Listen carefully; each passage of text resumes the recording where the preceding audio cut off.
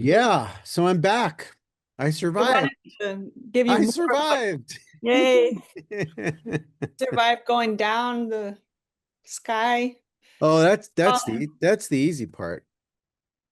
Jumping out of planes for me is not a risk in the same way it is for other people.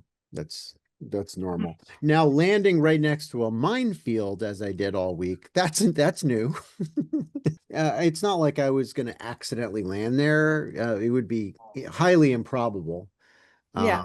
Since there's so much leverage that we have as pilots, as canopy pilots, as we say.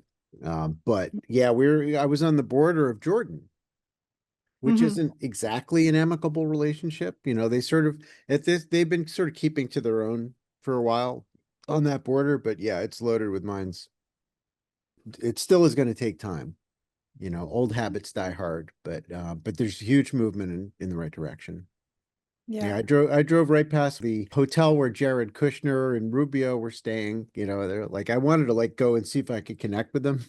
I don't know if that's going to work. And when Trump flew in that day, I was flying out.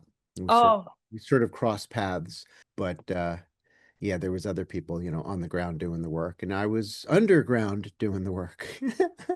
I saw the video. I saw you under you. Yeah. I saw you physically Deep. on the ground. That's deep underground. Yeah, that's not like, 5 or 10 feet underneath the Temple Mount. That's like inside the mountain. The history is fascinating. This Temple Mount area with the big walls on top of the hill is a very holy space, right?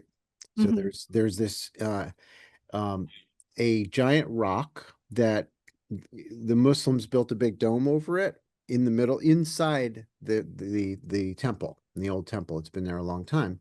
And it is said that this rock was used to seed all life on Earth. Oh, wow. So this is very holy ground for them. There's all these different groups that have, kind of a spiritual stake in that region. And so underneath the city, deep underground, is a Yeah. beautiful well. There's a natural spring. And when you Yeah. live in the desert, you need water, right? I mean, that is the key to a city. That's why they settled this area thousands of years ago. And the problem was they built this thing on top of the hill because, like the way they do it is all the wealthy people would live higher up in the hill, right? That was sort of a sign of conspicuous consumption, as it were. And the poorer people would live, lower down in the valley. Hmm. And so that's, that philosophy is why they built the temple and everything in the city on top, the city of David, King David. I learned a lot when I was there, obviously. And so what they did was, since the spring was all the way down, lower down in the mountain, inside the mountain, first they built like a structure around it to fortify it and have soldiers to protect it so that they could get water up the hill. But then they realized that's not going to work if we're under siege. If the Assyrians come back again to knock all the walls down as you do, right? Because we're talking about where they had horses and stuff to invade. No, Hmm. horses and climb a wall. Infantry, is not ultimately how these things are won. So what they did was they took their chisels and their hammers and they dug through the mountain. And there's Hmm. there's a couple pictures that I snapped in there where it's like anywhere between, I would say, 4 feet tall and 5, 6 feet tall for a quarter of a mile.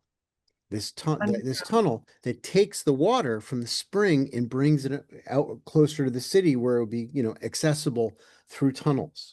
Hmm. And they started from both sides, digging, digging, digging, and they managed to make the tunnels connect 2,500 years ago. It's crazy. It's unbelievable. No technology. The compass doesn't work down there. So they managed it. And so there's this spring that runs the length of this quarter-mile cave that they built. And I walked the whole thing. You put on your sandals and your shorts are going to get wet because sometimes it's waist deep water. Sometimes it's just, maybe 8 inches deep or something. It was amazing. Water is a big deal, not just for, Right. for healing, but for vibration. And so Yeah. they brought it into the city. Oh yeah, wow. Yeah.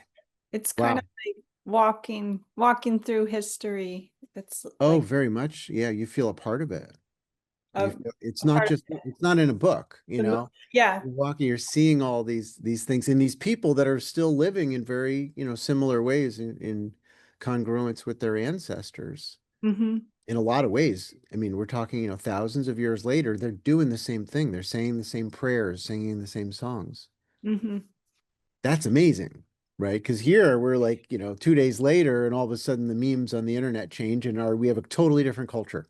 You Right. know, they they move from bashing Trump to I don't know Hawk Tuah videos or what, and we just keep shifting, shifting, shifting our vibration. But the spiritual traditions have anchored, a spiritual vibe.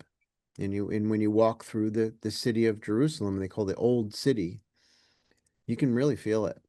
I mean, the way that people pray is alien to us. It's, for most people, but absolutely amazing to see people, especially because it was Sukkot, which is kind of like the the Hebrew Thanksgiving. It's not one day, it's like a whole block of time. Mm-hmm. And so people were celebrating anyway, right? The returning of the hostages jacked up the energy that was already jacked up. And the ceasefire stopped the bombs, the missiles that stopped, the air raid sirens stopped. Uh, Mm-hmm. Even in Gaza, there's a staged retreat in three different stages of the IDF, the Israeli Defense Forces moving back and moving back and moving back. And they're giving the government is going to be the Palestinians. They're going to take care of their own shtick. How about that? And I got to, do a keynote speaking thing where, yeah, of course, the focus was on a holistic approach to safety. But again, that leads me into places of compassionate teaching instead of the old model of, the military blame, shame, and brutalize your students for being wrong. It's the old Right. masculine model, and that crowd actually had a number of women also. My canopy course, we call these things, when I do these advanced camps, they call it a canopy course. Your parachute is a canopy. Mm-hmm. Total male, yeah, 100% male group. Mm-hmm. All, sort of sturdy, relatively youthful. And even the one guy that wasn't, he was about my age, strong and, he's still, none of them are soft. You don't get soft in a place like Israel, um, generally speaking. And so Yeah. these are tough characters, and yet, man, oh man, do they have a big heart. I needed to get in the door, and they saw after, by the third day of teaching 12 hours a day in the ridiculous heat, it was so hot. Thank God for the air conditioned classroom. Yeah. I they got me. Mm-hmm.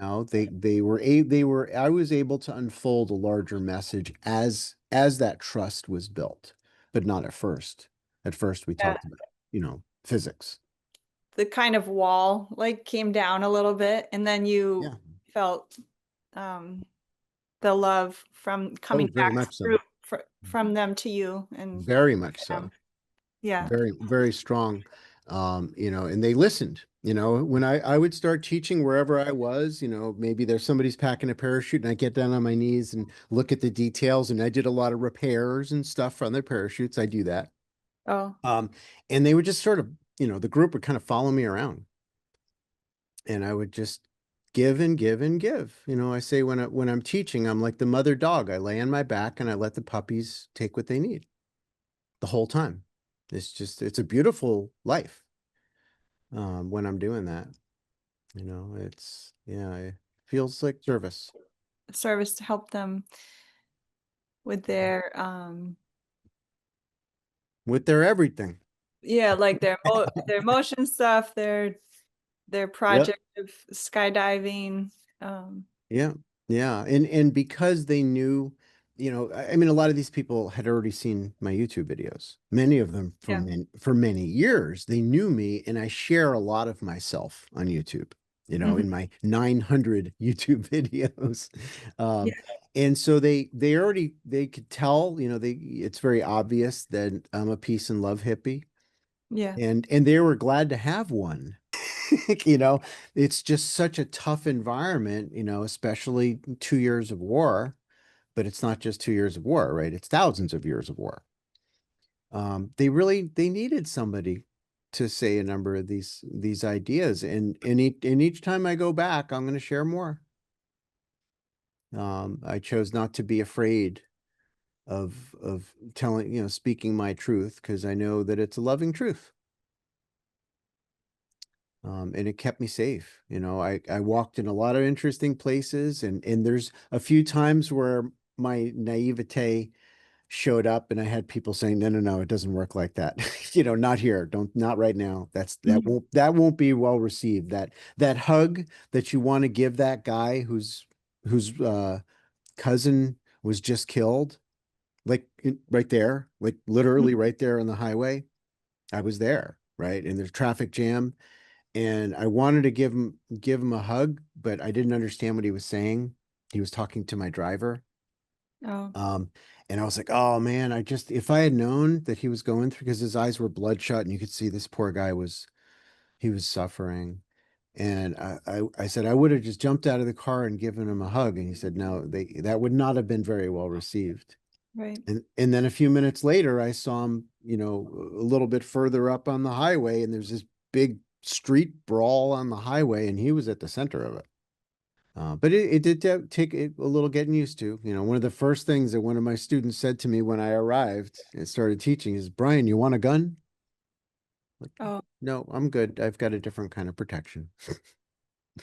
I don't play that game. So it's not my flavor of life, but it doesn't mean I can't come in with my perspective and uplift and get first the subgroups to love each other more so there's less infighting, yeah. and then do the next job, which is to expand that compassion out to everybody.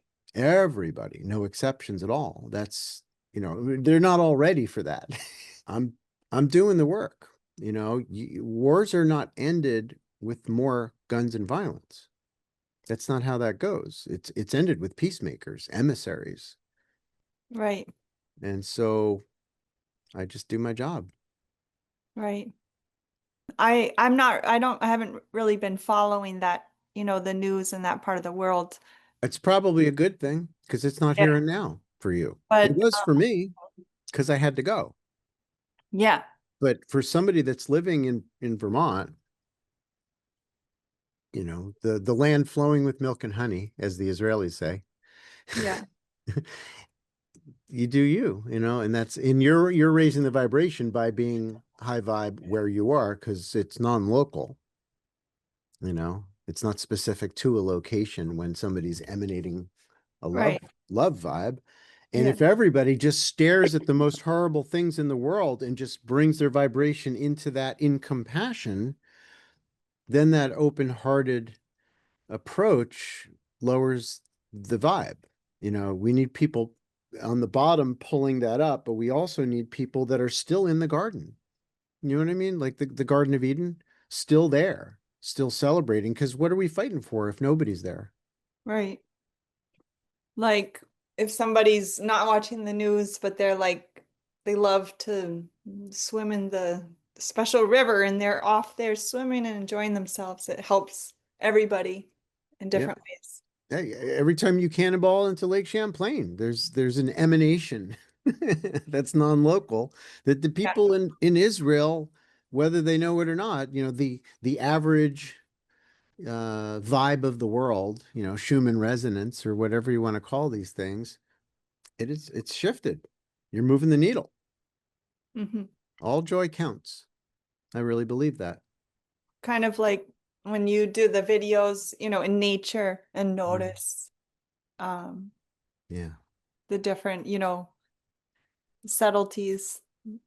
yeah, yep. That's part of the plan, right? So that there are witnesses of the garden. Yeah. It's a holy act. Right. Yeah. It Yeah. it doesn't directly make the violence go away, not directly, but it certainly moves things up in the direction that we all want to go. Right. Some people live a suffering life and they become Gandhi. Other people live a hard life and they become miserable criminals in some form or another, abusers of others, or they're paying forward the pain. And so it's very easy if you're somebody that's like trying to live like, a truly love-based being, your tenderness to that other crowd, to those other people, is called weakness. From their perspective, they don't Right. value it. They don't hold it on high. They just see it as an opportunity for them to get more control over the relationship, over the conversation, over the business relationship. They abuse it. And so this is where, the kind have to step a little bit up out of innocence and choose to be a little bit more wary and recognize that, yes, you're landing your parachute in a minefield. Yep, that's this world. It is. It's not without its risks. But if you're smart about it, you'll pick your battles well. I do hope that through stuff like this and many, many, many others, that we're going to see more and more people waking up, more and more people stepping out of the illusion of separation, out of the illusion that life is not a miracle. That's a delusion. That's putting on very dark glasses, and not seeing the light because it's all around us. We are much more fortunate, much more blessed than we realize when we're in MBS. I call it miserable bastard syndrome. Yeah. Everybody has the moments. You just the principle of forgiveness as a way of life, as applied to self and other, allows those low times to be shorter and not as low. It doesn't dip as deep and it doesn't stay down as long. That's my experience. I'm seeing like you're riding a horse and sometimes the horse is running in a very flowing way and sometimes it's trotting and sometimes it's doing some veering and you got to stay on the horse and it requires adaptation and it requires synchrony with the environment that you're in. You got to learn how to post. You know what I'm talking about? I don't know if you do any horse riding, but there's a way to sit the horse where you move up and down in synchrony with the horse. And then it's not your butt bouncing off the horse the whole time. You're flowing with the horse. And we're capable of doing that in our lives, whatever it is. Yeah. There's a way to clean a toilet where you're smiling and you're thankful and you feel like you're doing God's work. And a way to do it where you're like, I hate this. Everybody has an opportunity in every moment. Well, thank you for giving me your time. Hopefully, some of this stuff goes to places where it's needed. Yeah, there's a lot of people that are not at all judgy about this stuff and are very, very hungry for more. Mhm. And every time there's a spiritual discussion, it's a meeting of the minds like that.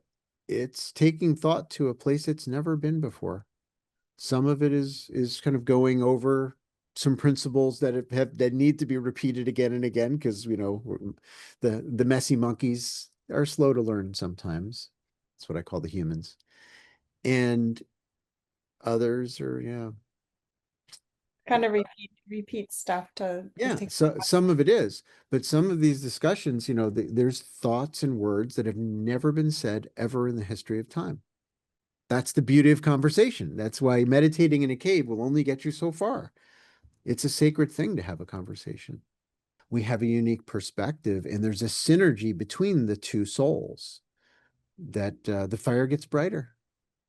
When two or more are gathered in his name, that idea. That's a real thing.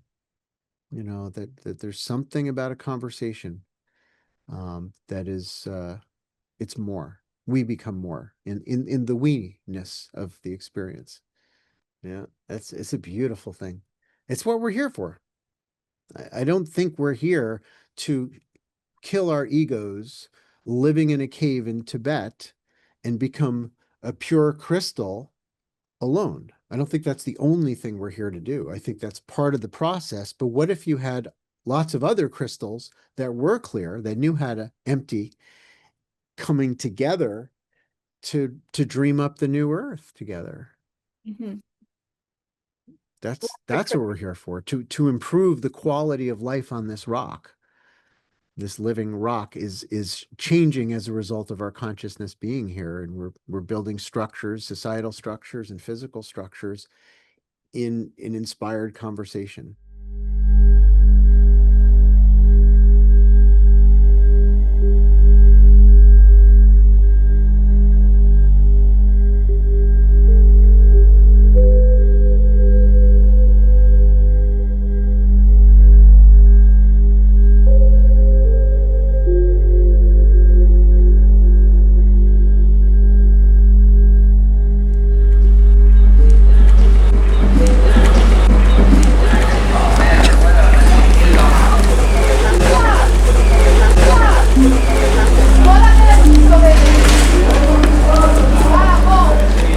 البالونة بخمسة.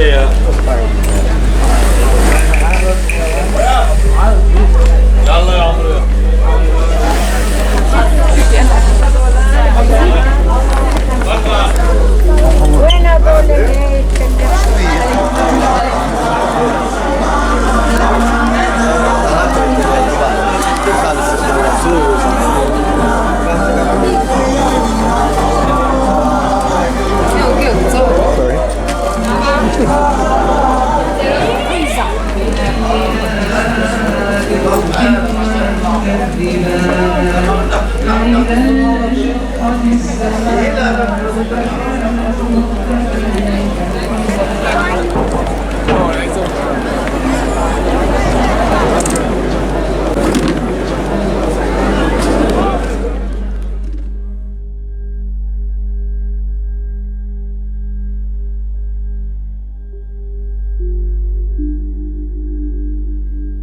So many tunnels.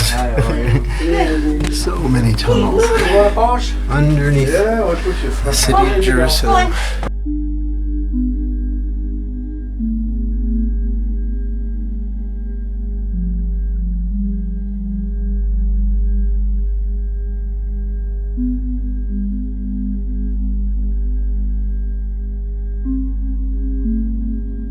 Underground in a cave under the Temple Mount. This cave was dug basically to build the old city by King Solomon 2,500 years ago. In a lot of ways, this is kind of the heart of Jerusalem.